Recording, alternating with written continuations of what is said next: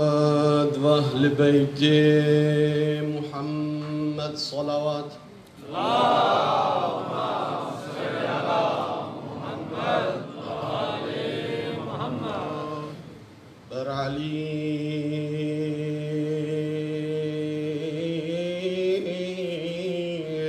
وآل علي صلوات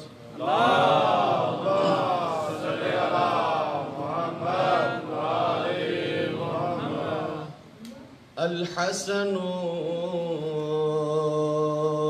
والحسين سيدي شباب أهل الجنة صلوات اللهم صل على محمد وآل محمد أعوذ بالله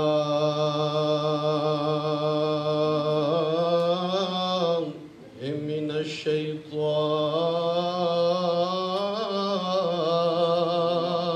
الشيطان الرجيم بسم الله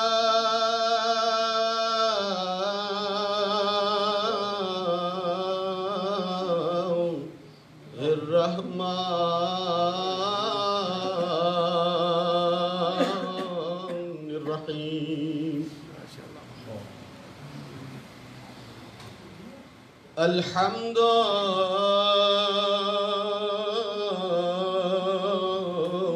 لله رب العالمين الصلاة والسلام على أشرف الأنبياء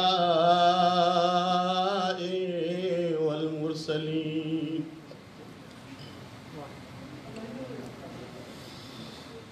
ثم الصلاة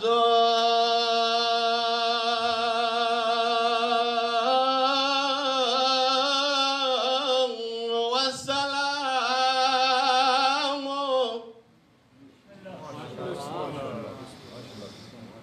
على الحسين الغريب المظلوم المقتول العطشان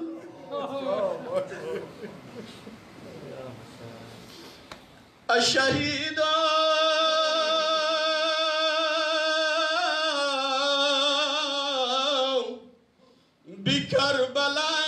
بكربلاء بلا غسل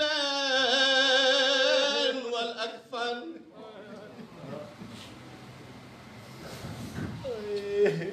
الذي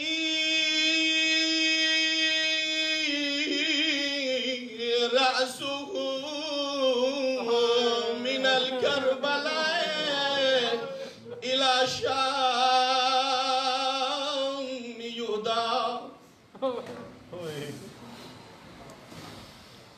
وهرمه من الكربلاء إلى شام يسرى وقال في وقت آخره من الخيام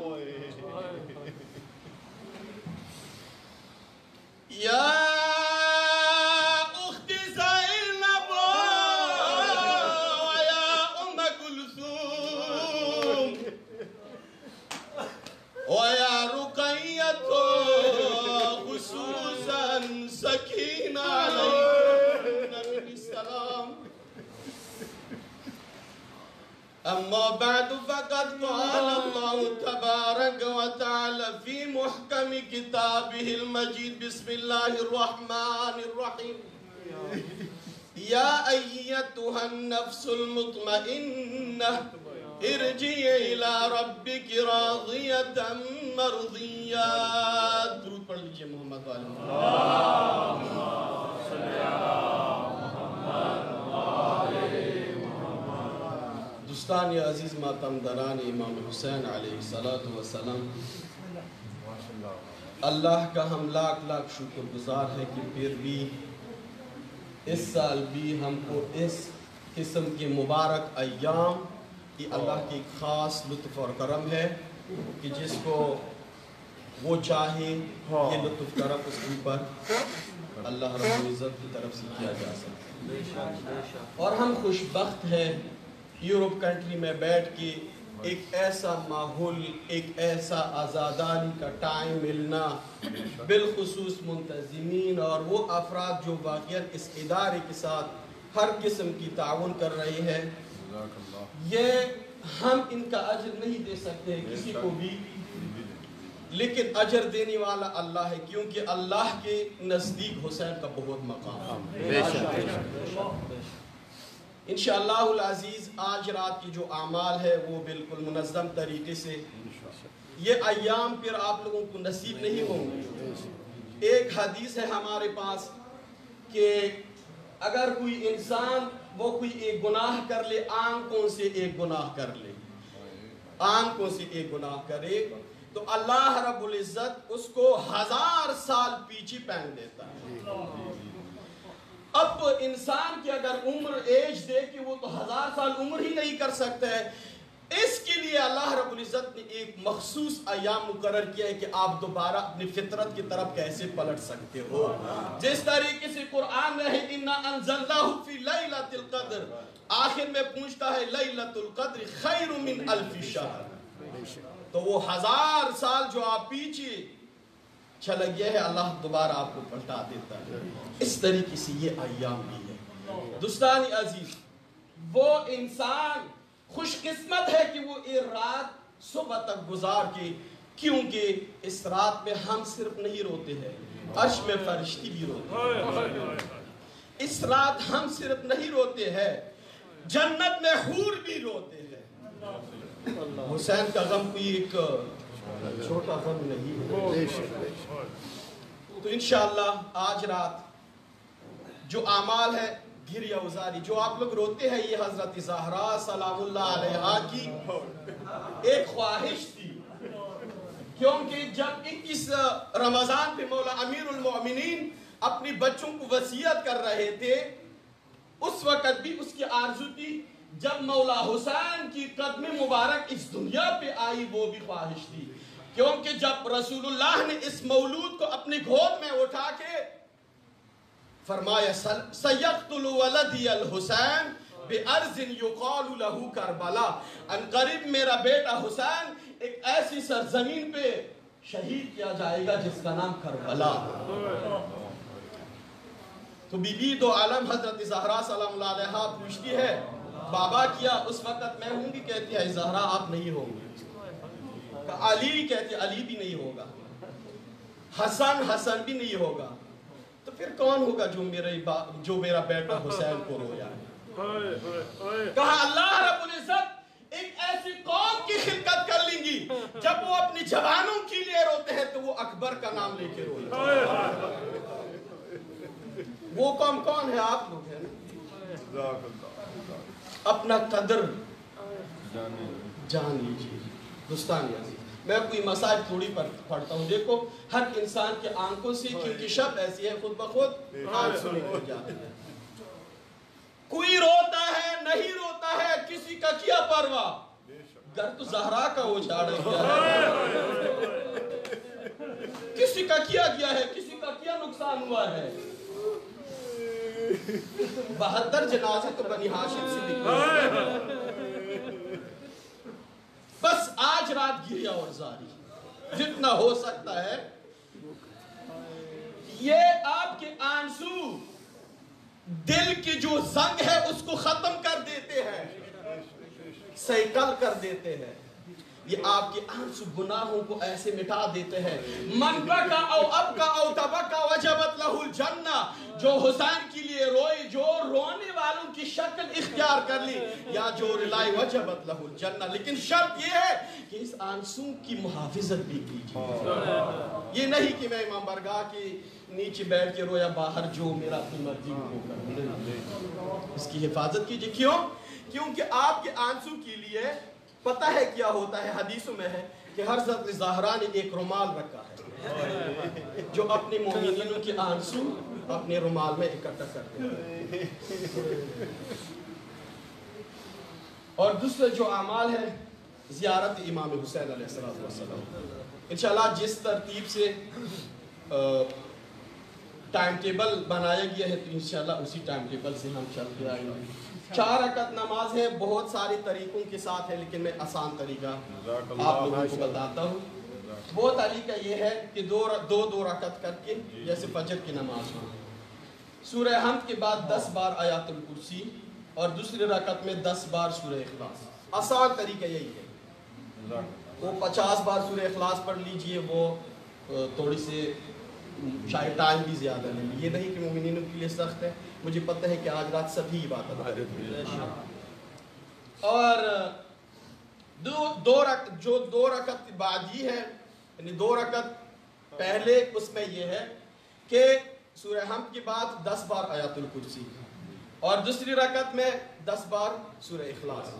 جو 2 رکعت اگلے ہے 4 رکعت یعنی پوری کرنی ہے فجر جیسی، سورہ حمد کے بعد 10 بار سورہ فلق، دوسری رکعت میں سورہ حمد کے بعد 10 بار سورۃ الناس.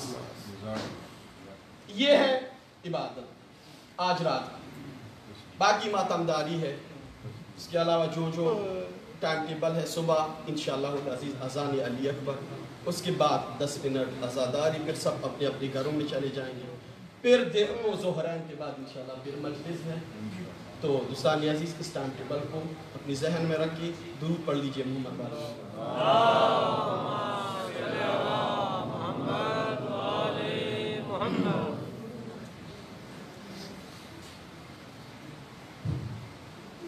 دوستان عزیز،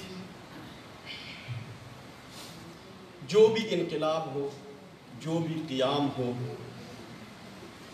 اس قیام کو سمجھنے کے لیے اور پہچاننے کے لیے سب سے پہلے انسان کو جو چیز ضرورت ہے، اگر 2 بندوں کے بیچ میں لڑائی ہے تو اس 2 بندوں میں دیکھو کہ اس کی پرسنالٹی اور شخصیت کیا ہے اور ان دوسرے کی کیا ہے، اس کے حسب اور نسب کیا ہے اور دوسری سائڈ کے حسب اور نسب کیا ہے.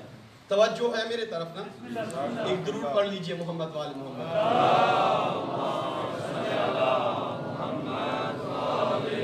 جب تک آپ نے کسی کے حسب اور نسب کو نہیں پہچانا ہے، آپ اس انقلاب میں فیصلہ نہیں کر سکتے ہیں کہ کون حق پہ ہے اور کون باطل پہ ہے.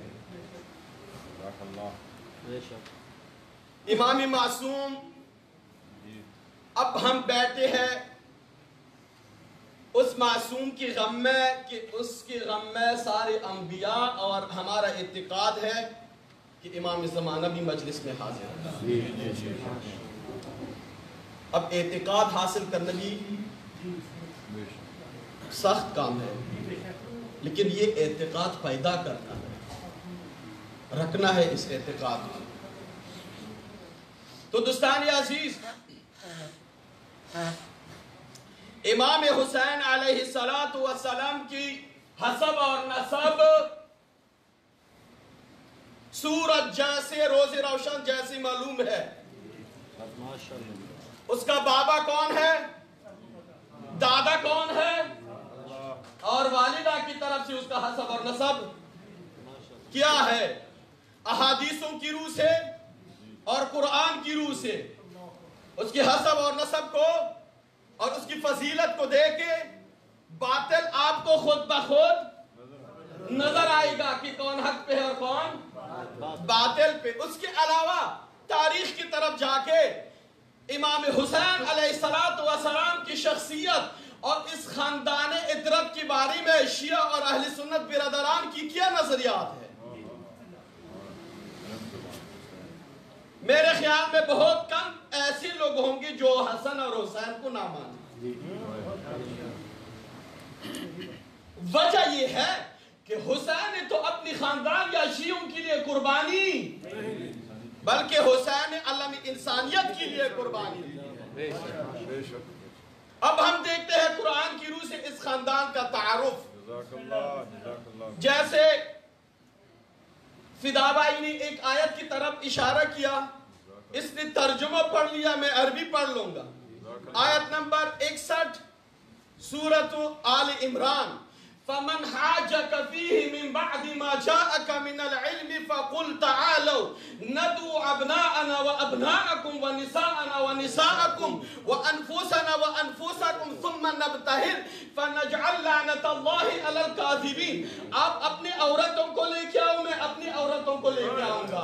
آپ اپنی جوانوں کو لے کے آؤ، میں اپنی جوانوں کو لے کے آؤں گا۔ آپ اپنی نفس کو لے کے آؤں گا، میں اپنی نفس کو لے کے آؤں گا۔ اب ہم دیکھتے ہیں حدیثی قصہ کی طرف۔ حدیثی قصہ میں کیا فرماتے ہیں؟ یا سکان السماواتی انی ما خلقت سماء مبنیہ ولا ارض مدحیہ ولا قمر منیر ولا شمس یدور۔ آتا ہے اس حد تک الا فی محبت ہؤلاء الذین هم ان تحت الکساء۔ میں نے یہ آسمان، یہ زمین، یہ سورج، یہ تارے، یہ کوئی چیز خلق نہیں کیا ہے، اگر خلق کیا ہے اس پنجتن پاک کی محبت پہ۔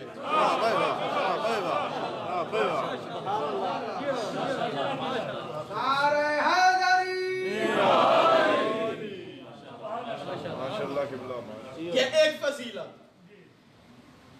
اب دوسری فضیلت کی طرف چلتے ہیں، زیادہ ٹائم نہیں لیتا ہوں دوستانی عزیز، مجھے پتہ ہے مومنین تنگ ہوتے ہیں۔ سورۃ الاحزاب میں چلتے ہیں، جو بات ہو قرآن سے کرنا ہے، کسی بھی حدیث کو سائڈ پہ رکھتے ہیں فی الحال، چاہے وہ میرے اہل سنت کی برادران ہے، چاہے جو بھی ہے، حدیث کو سائڈ، قرآن کو اٹھا کے، اور قرآن کو پھر اہل سنت اور اہل تشریع کی نگاہ سے دیکھیں گے۔ اگر آپ کو یہ بھی پسند نہیں تو ہم اپنے اہل تشریع کی کتاب سائڈ پہ رکھ کے اہل سنت کی کتابوں کو اٹھاتے ہیں ہم۔ انشاءاللہ انما یرید اللہ لیذھب عنکم الرجس اہل البیت ویطہرکم تطہیرا۔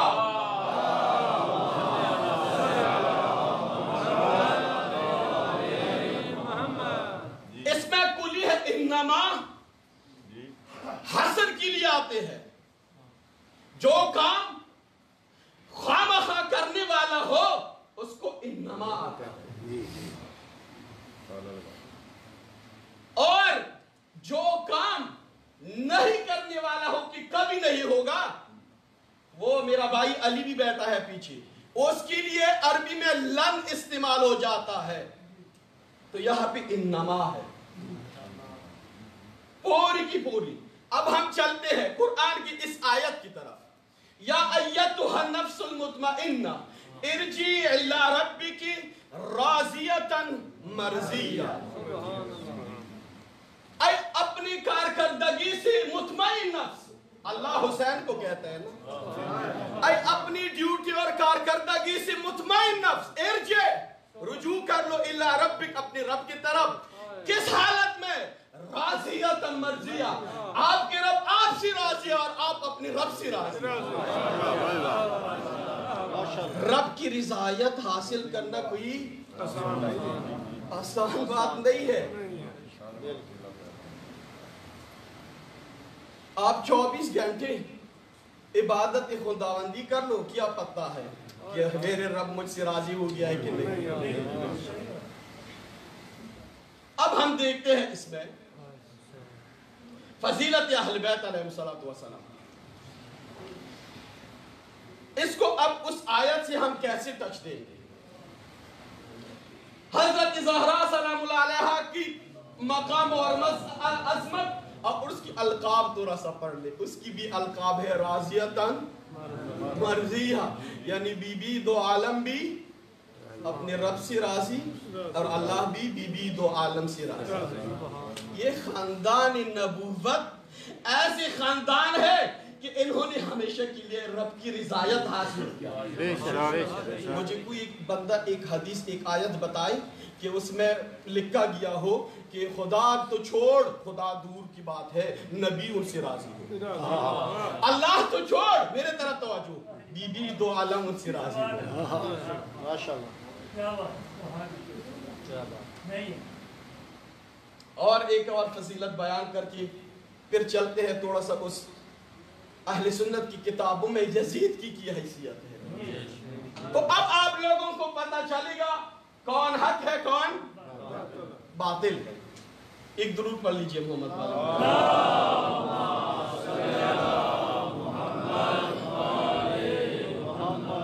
ہمارے ایک بزرگ جو آخری میں اس نے بہت زبردست طریقے سے ایک ربائی پیش کی کہ حسین راضی ہو بی بی راضی ہے۔ اب دیکھتے ہیں میرے ذہن میں یہ فضیلت آئی کیسے رضایت ہے۔ ایک دن رسول اللہ صلی اللہ علیہ وآلہ وسلم، درود پڑھ لیجئے رسول اللہ صلی اللہ علیہ وسلم،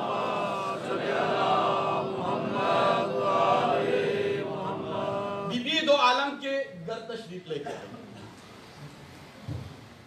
تو رسول اللہ صلی اللہ علیہ وآلہ وسلم اپنی بیٹی زہرا سلام علیہا کو فرماتے ہیں کہ اے فاطمہ، یہ حسن اور حسین کو کیا ہوا ہے کہ اس کی رنگ اتنی متغیر ہے؟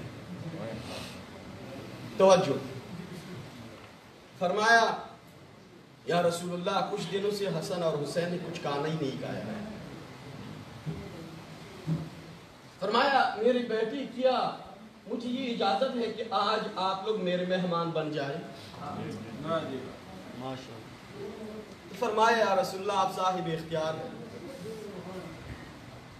یہ نہیں، اہل بیت علیہ السلام نے یہ نہیں کہا کہ نہیں، وہ تو قلم اور دعوات تھی نا کہ میں آپ لوگوں کی انی تارکم فیکم مسقلین کتاب اللہ و اطرتی ما ان تمسکتم بہم لن تصلوا من بعد حتی یرد علی الحوض۔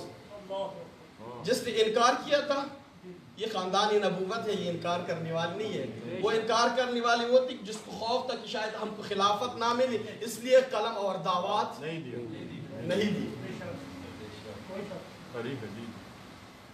اب کہتے ہیں کہ میری بیٹی آپ مجھے یہ بتاؤ کہ دنیا کے خوراکوں میں سے آپ کو کون سی خوراک پسند ہے جو میں آپ کو کھلاؤں؟ بی بی دو عالم نے فرمایا کہ یا رسول اللہ علی سے پوچھی۔ دیکھو رسپیکٹ دیکھو، علی سے پوچھی۔ رسول اللہ نے علی سے پوچھی۔ علی کہتا ہے کہ حسن سے پوچھی۔ رسول اللہ حسن سے پوچھتے ہیں میرے بیٹے حسن بتاؤ آپ کو کون سی خوراک پسند ہے؟ کہتے ہیں مجھ سے چھوٹا حسین ہے، حسین سے آیا رسول اللہ، فرمایا میرے بیٹے حسین بتاؤ دنیا کی خوراکوں میں آپ کو کون سی چیز پسند ہے؟ تو حسین نے اپنی چھوٹی سی زبان میں بتایا مجھے جنت کی کھجور کھلانی ہے، دنیا کی خوراک نہیں، بہشت جنت کی کھجور۔ رسول اللہ نے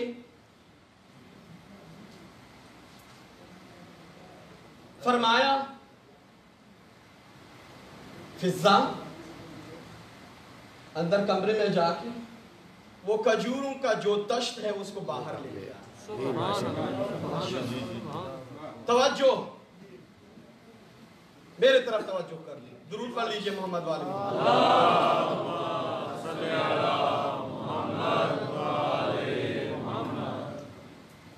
فرمایا وہ تشت جو کمرے کے اندر ہے اس کو فیضن نے جواب دیا یا رسول اللہ ابھی کمرے سے باہر نکلی ہوں، کمرے کے اندر تو کوئی تشت نہیں ہے۔ فرمایا میں کہتا ہوں جا کے تشت لے آ۔ جب دوبارہ واپس چلی گئی ایک تشت جس میں وہ جنت کی تازہ کھجور اور اس کے اوپر سبز رومال حاضر ہوئی۔ اب رسول اللہ نے پہلی کھجور اٹھا کے بی بی دو عالم کی منہ میں رکھی اور فرمایا ہنیًا مریًا لک یا زہرا، یعنی یہ کھجور آپ کو نوشی جان ہو اے میری بیٹی زہرا۔ دوبارہ کھجور اٹھا کے مولا حسن کے منہ میں رکھی اور فرمایا ہنیًا مریًا لک یا حسن۔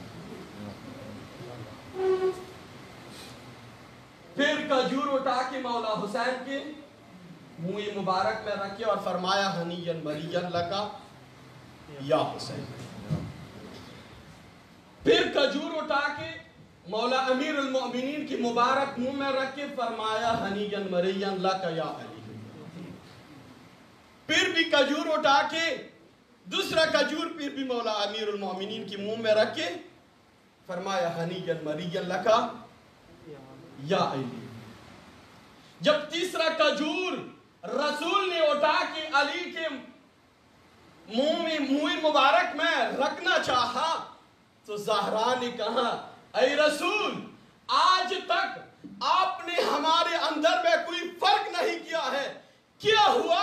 مجھے ایک کھجور دیا آپ نے، حسن کو ایک کھجور کھلایا، حسین کو ایک کھجور کھلائی، علی کو کیوں 3 کھجور دے دیا؟ توجہ کر لی، درود پڑھ لیجئے محمد والی محمد.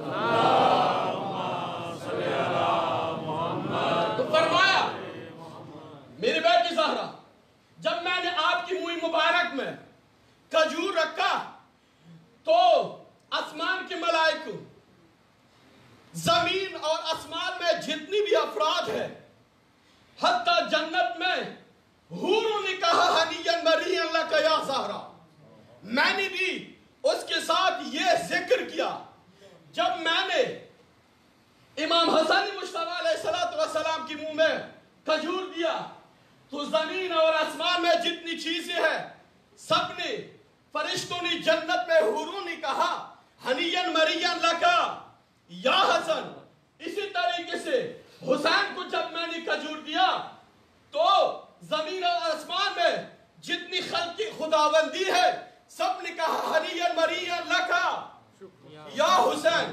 جب میں علی کی منہ میں کھجور دیا تو آسمان اور زمین میں جتنی خلق خدا ہے اور اس کے ساتھ ساتھ جنت میں حور، جبرائیل، میکائیل، اسرافیل، اسرائیل، حتیٰ رب العزت نے کہا ہنیًا مریًا لکا یا علی. مجھے اللہ کی یہ آواز پیاری لگ گئی، میں نے چاہا کہ اللہ کی اس آواز کو دوبارہ سن لو. دوبارہ جب میں نے علی کی منہ میں کھجور رکھی تو دوبارہ بھی ایسی ہی ہوا. اللہ کے ساتھ جب میں نے تیسری دفعہ کھجور اٹھائی اللہ کی طرف سے وحی آئی، اے رسول جب تک آپ علی کی منہ میں کھجور رکھیں گی خدا بھی بولے گا ہنیًا مریًا لکا یا علی.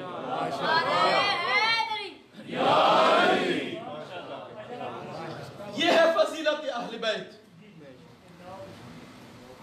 یہ ہے خاندان نبوت. بس یہ ہے یہ حسن. اب ہم سنتے ہیں اس کے قیام کے اہداف.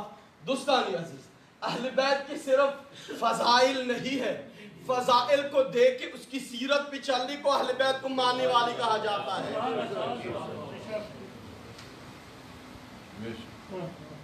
دوستان عزیز، مولا حسین نے جب وہ مدینی کے حاکم کو لیٹر لکھا اس کو فرمایا ایھا الامیر ان اہل بیت النبوہ ومعدن الرسالہ ومختلف الملائکہ ومحبت الرحمہ بنا فتح اللہ وبنا ختم اللہ وبنا یختم. تو فرماتا ہے وَيَزِيدُ رَجُلٌ شَارِبُ الْخَمْرِ وَقَاتِلُ النَّفْسِ الْمُحْتَرَمَةِ مُلْعِنٌ بِالْفِسْقِ مِثْلِي لَا يُبَايِعُ مِثْلَهُ. یہ حسین کے الفاظ ہیں. کیا مطلب اس کا مطلب یہ ہے کہ ہم ہیں خاندان نبوت، ہماری ہی خاندان ہے جس میں ملائکوں کی رفع و آمد ہوتی ہے، اور ہم ہیں خاندان رحمت جس کے اوپر اللہ نے ہم سے ہی ابتدا کیا اور ہم سے ہی انتہا کیا. لیکن یزید کون ہے؟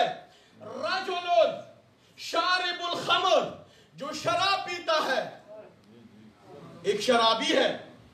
اور کیا فرماتا ہے؟ فرماتے ہیں کہ فاسق اور فاجر ہے. یہاں پہ آتے ہیں مثلی لا یبایع مثلہ.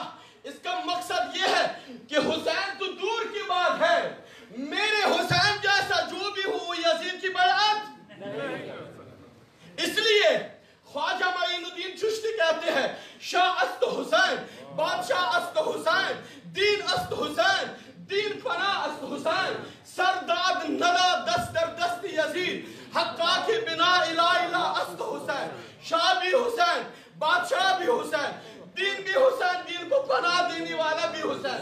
اپنا سر تو دے سکتا ہے لیکن اپنے ہاتھ کو یزید کے ہاتھ میں نہیں دے رہے، اس لیے بنیاد لا الہ بھی حسین ہے۔ نعرہ تکبیر، اللہ اکبر، نعرہ رسالت، یا رسول اللہ، حسینیت زندہ باد، حسینیت زندہ باد، یزیدیت مردہ باد، یزیدیت مردہ باد، کل امام نعرہ حیدری۔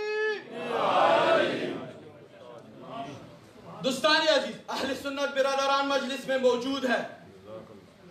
اب ہم امام حسین علیہ السلام کی اس حدیث کو جو بیان کیا، ہم چلتے ہیں ہماری بزرگان اہل سنت کی کتابوں میں ہم دیکھتے ہیں کہ یہ بزرگان اہل سنت کی نظر میں یزید کیسے بندہ ہے۔ دوستان عزیز، ہم آج اس یزید کے خلاف احتجاج کرنے کے لیے بیٹھے ہیں، یعنی عزاداری، یعنی یزید اور ظلم کے خلاف احتجاج، یعنی رونے کا مطلب، کیونکہ قرآن سے بھی ثابت ہے، میں نہیں زیادہ بیان کرنا چاہتا ہوں، لیکن صرف یہ یاد کرنا چاہیے کہ ہم اس یزید کے خلاف ہیں، ہم اس یزید کے خلاف ہیں کہ جس کو کامل کتاب الکامل اہل سنت کی سب سے مشہور کتاب ہے، کتاب ابن اسیر، کتاب طبری میں یزید کے بارے میں جو فرماتے ہیں وہ یہ ہے کہ یزید کی سب سے پہلی جو ظلم تھی وہ کربلا تھی۔ سب سے پہلا ظلم یزید کے کربلا میں، یہ اہل سنت کی کتابوں میں لکھا ہے، شیعوں کی کتابیں بھی لکھا ہے، اور ہم ہر مظلوم کے حامی ہیں، چاہے وہ کرسچن ہے، چاہے وہ غیر مسلم ہے، چاہے وہ مسلمان ہے، چاہے وہ سنی ہے، چاہے وہ شیعہ ہے، کیونکہ ہم فرزندان قرآن ہیں۔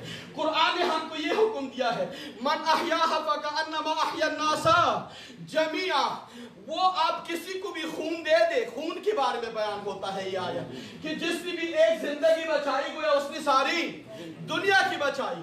تو قرآن نے یہ نہیں کہا ہے کہ آپ نے کرسچن کو بچایا، آپ نے سنی کو بچایا، آپ نے شیعہ کو بچایا۔ ہم پیروکار اور مکتبی قرآن کی فرزندان ہیں، ہم اس قرآن کی روح سے ہر ایک بندہ جو مظلوم ہے اس کے حامی ہے۔ اور اس کے علاوہ دوسری جو اس کی ظلم تھی یزید کے، تقریباً مدینہ میں، مدینۃ الرسول میں 10,000 سے زیادہ صحابہ کرام اور مدینہ کے افراد یزید نے قتل کیے۔ دوستان، یہ بھی اہل سنت کی کتاب میں موجود ہے۔ پلیز میں ہر دوستوں سے گزارش کرتا ہوں، دوستانی عزیز، مکتب حسینی کی پہچان کر لو، مکتب حسینی کے بارے میں اسٹڈی کر لو۔ یہ فضیلت میں نے اس لیے بیان کیا کہ کوئی یہ نہ سمجھے کہ مولانا صاحب فضائلوں کے خلاف ہے، کوئی یہ نہ سمجھے، ہم نے صرف اس لیے بیان کیا ہے کہ جب دونوں شخصیاتوں کو دیکھ کے آپ کو پتہ چلے گا کون حق ہے کون باطل ہے۔ تو دوستانی عزیز، 10,000 سے زیادہ صحابی رسول اور 1,000 عورتوں کو تجوز یزید کے حکمرانوں نے اور اس کی فوج نے کیا مدینے میں۔ اب ہم تیسرا کیا دیکھو، میں مروج ذہب جلد نمبر 3 صفحہ نمبر 69، کتاب الکامل ابن اسیر جلد نمبر 4 صفحہ نمبر 120، الامامت والسیاسہ جلد نمبر 2 صفحہ نمبر 15، موجم البلدان جلد نمبر 2 صفحہ نمبر 249، تاریخ الخلفاء صفحہ نمبر 233، اور بہت ساری اس میں حوالے ہیں کہ میں نہیں بیان کرنا چاہتا ہوں، لیکن الامامت والسیاسہ جلد نمبر 1 صفحہ نمبر 242۔ دوستانی عزیز، آپ اس حدیث کو دیکھو، اس حدیث کو، خدا کے لیے جو کتاب میں نے بیان کیا، یہی لوگ تھے، یہی یزید تھا کہ اس نے خانہ کعبہ کو آگ دے دیا۔ ہم آج اس یزید کے خلاف ہیں۔ دوستانی عزیز، قرآن کو تو ایک علیحدہ بات ہے، مگر خانہ کعبہ میں خانہ کعبہ میں آیات خداوندی نہیں لٹکائی ہوئی تھی؟ لٹکائی ہوئی تھی یا نہیں؟ کیوں؟ کیونکہ اسلام تھا نا اس وقت میں. پرانے زمانے میں اشعار لٹکائے جاتے تھے، لیکن جب اسلام نافذ ہوا تو اِنَّا أَعْطَيْنَاكَ الْكَوْثَرَ فَصَلِّ لِرَبِّكَ وَانْحَرْ إِنَّ شَانِئَكَ هُوَ الْأَبْتَرُ. انہوں نے جو شعر اور شاعری کی وہ چیزیں لگائی تھی، جب عربوں کی مشہور شعراؤں نے یہ شاعر دیکھی تو فرمایا اِنَّا أَعْطَيْنَاكَ الْكَوْثَرَ فَصَلِّ لِرَبِّكَ وَانْحَرْ إِنَّ شَانِئَكَ هُوَ الْأَبْتَرُ. لا کلام لبشر، یہ بشر کی کلام نہیں ہو سکتا. تو یہ بھی آپ لوگوں کو پتا ہے کہ یہ کوثر حضرت زہرا سلام اللہ علیہا کی شان میں نازل ہوئی. ٹھیک ہے. تو دوستانی عزیز، کعبے میں تو قرآن ہی بھی تھے نا، آیات خدا بھی اس نے چلائی. اب افسوس کی بات یہ ہے، صبح سے لے کر ظہر تک آگ کے ساتھ خانہ کعبے کے اوپر حملہ، اور جب ظہر کا نماز ہوتا تو اللہ اکبر نماز پڑھتا تھا. یہ کون سی مسلمانی ہے؟ جس گھر کو میں آگ دیتا ہوں پھر اس گھر کے سامنے کھڑا ہو کے نماز پڑھنا، یہ سوائے ذلیل اور بے شرمی کے سوا کسی کا کام نہیں. درود پڑھ لیجئے محمد والی. آج ہم اس یزید کے خلاف ہم بیٹھے ہوئے ہیں. اگر کسی کو خانہ کعبہ کی احترام ہے، اگر کسی کے ساتھ قرآن کی احترام ہے تو آ جائے اس یزید کے خلاف آپ بھی ہمارا ساتھ دے، اس احتجاج میں شرکت کریں. اگر خود کو آزاد ذہن سمجھتا ہوں، اگر خود کو آزاد فکر سمجھتا ہوں، تو تقاضۂ حسینی یہی ہے کہ ایسی ظالم کے خلاف احتجاج کرنا چاہیے. اور ہمارا احتجاج کیا ہے؟ ہم نہ کسی کا مکان جلاتے ہیں، نہ کسی کے نقصان، صرف یا حسین ہمارا احتجاج. آپ بے شک، میں حیران ہوں ان لوگوں کو جو ہر وقت عزاداری کے اوپر انگلی اٹھاتے ہیں. یہ کیوں گریہ کرتے ہیں؟ یہ کیوں؟ جناب قرآن کو کھول دو. لا يحب الله الجهر بسوء من القول الا من ظلم. اللہ نے بھی کہا ہے کہ مظلوم کے لیے آپ رو سکتے ہو، فریاد کر سکتے ہو. بے شک اللہ نے اجازت دیا ہے. مگر حضرت یعقوب اپنے بیٹے کی، یعقوب علیہ السلام کو پتہ تھی کہ میرا بیٹا زندہ ہے، لیکن وہ پھر بھی اتنا روئی کہ اس کی آنکھوں کی نظر ختم ہو گئی، نابینا ہو گیا.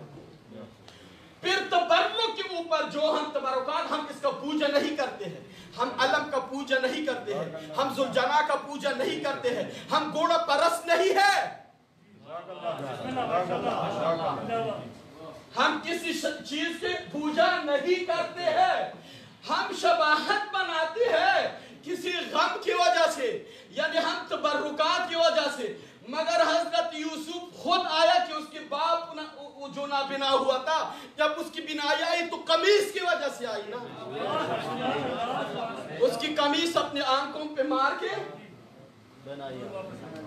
تو دوستان عزیز، قرآن میں ایک آیت ہے، اسی کے اوپر میں اکتفا کرتا ہوں، بہت ٹائم لیا ہے، اسی کے اوپر اکتفا کرتا ہوں کہ جب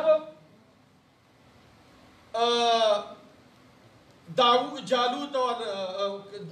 اور جالوت کی قصہ ہم پڑھتے ہیں نا، تو اس میں اللہ رب العزت پارہ نمبر 2 سورۃ البقرہ میں اگر ہم دیکھ لیں پارہ کی آخری آیاتیں ہیں، تو اللہ رب العزت اس میں اس قسم کے ارشاد فرماتے ہیں کہ فَهَزَمُوهُمْ بِإِذْنِ اللَّهِ وَقَتَلَ دَاوُودُ جَالُوتَ وَآتَاهُ اللَّهُ الْمُلْكَ وَالْحِكْمَةَ وَعَلَّمَهُ مِمَّا يَشَاءُ وَلَوْلَا دَفْعُ اللَّهِ النَّاسَ بَعْضَهُمْ بِبَعْضٍ لَفَسَدَتِ الْأَرْضُ. اللہ اگر کچھ لوگوں کے بنا پہ کچھ لوگوں کی فساد ختم نہ کرے تو ساری زمین کے اوپر ہی فساد ہوگا. تو یزید فاسد تھا نا اگر اس کا.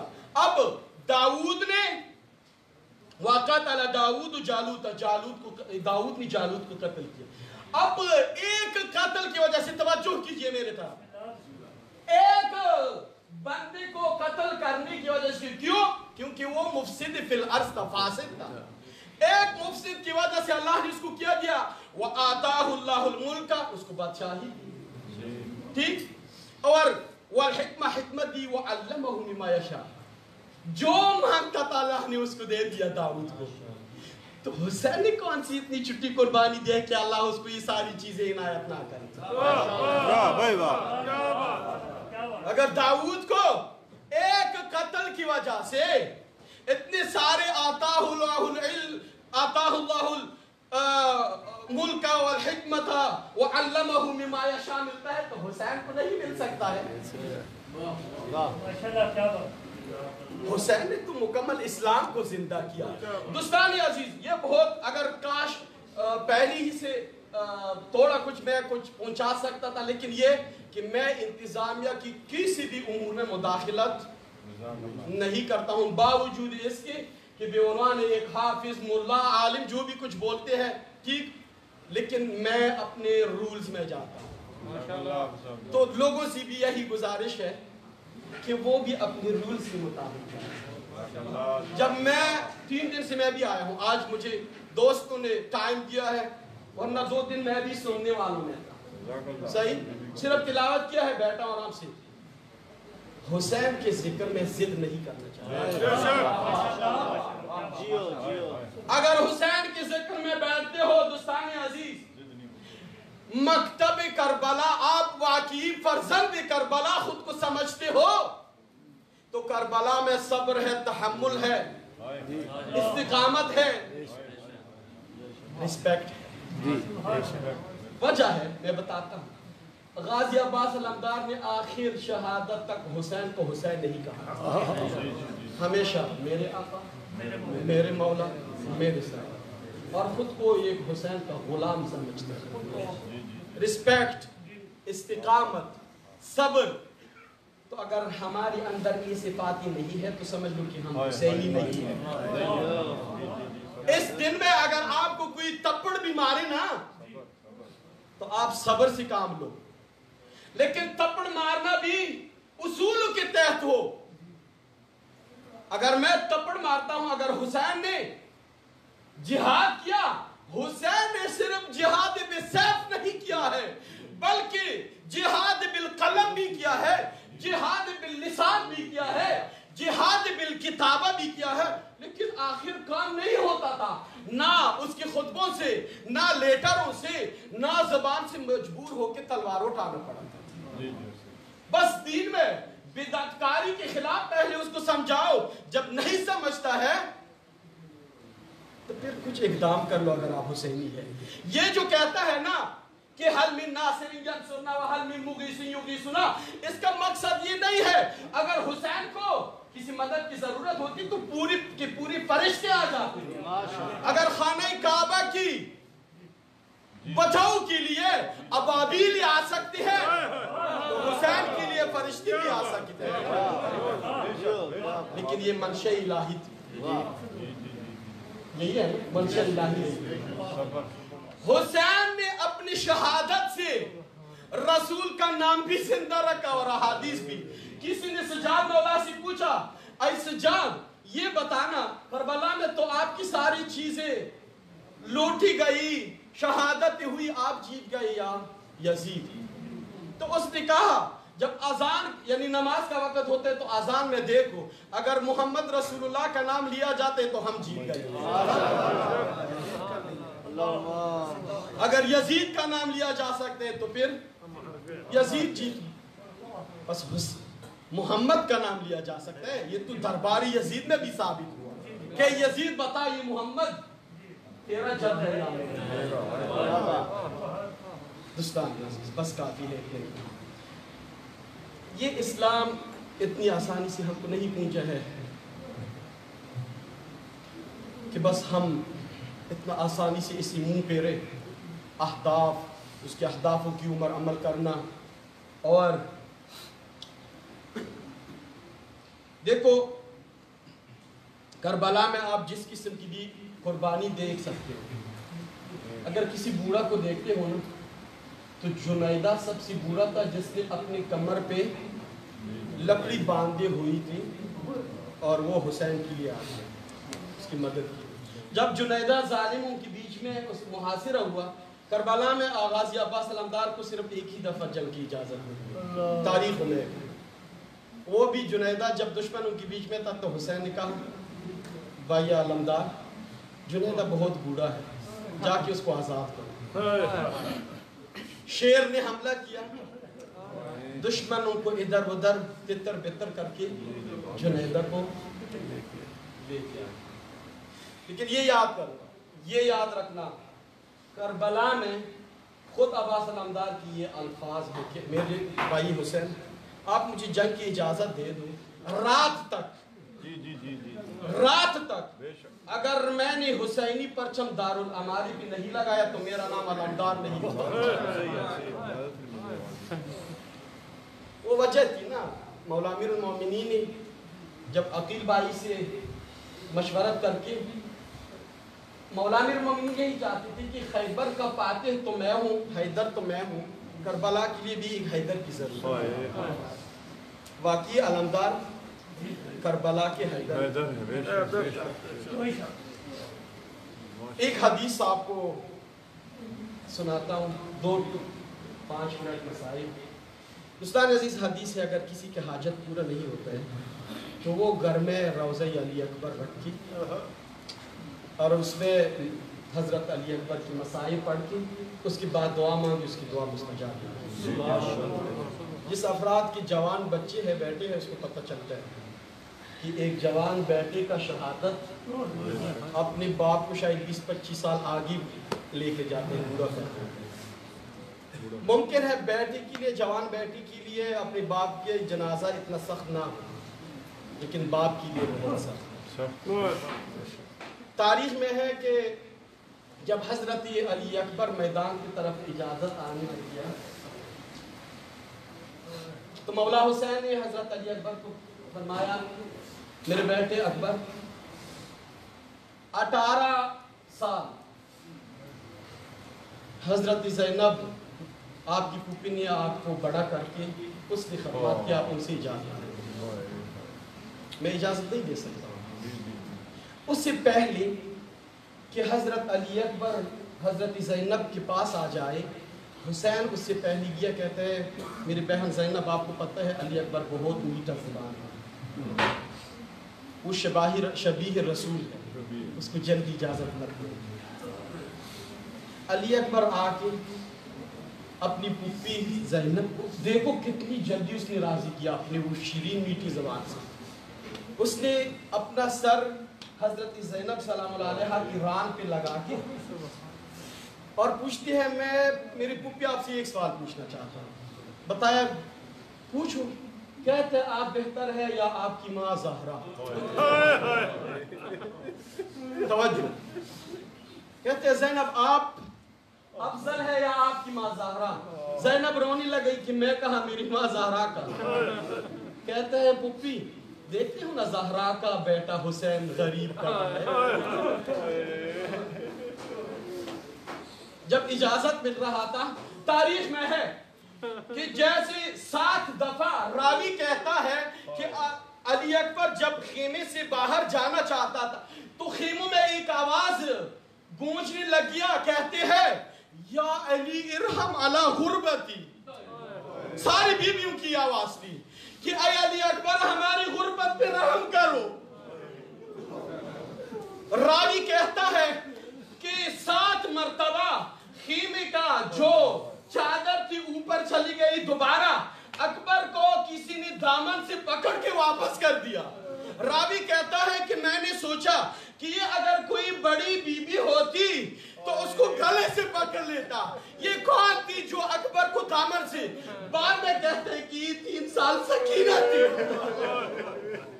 کہتے ہیں میرے بھائی اکبر مت جانا میدان کی طرف۔ جب اکبر میدان کی طرف چلا جاتا ہے، دوستان عزیز بس آخری 1-2 جملے، وہ پیچھے کی طرف جب دیکھتا ہے، میدان کی طرف جب جاتا ہے، دیکھتا ہے کہ مولا حسین بغیر نالین کی اس کے پیچھے آہستہ آہستہ آ رہا ہے۔ جب اکبر نے موڑ کے دیکھا تو بابا بغیر نالین کے پیچھے آ رہا ہے۔